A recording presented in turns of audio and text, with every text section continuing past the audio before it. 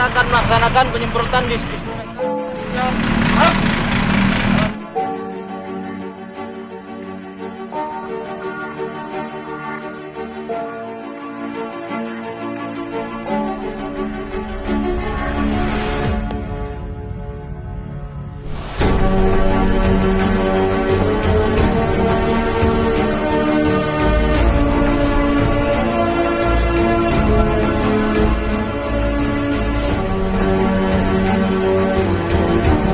Kemakmuran Masjid Agung Islamic Center mengucapkan terima kasih kepada bapak-bapak Yangko dan Imam yang telah hadir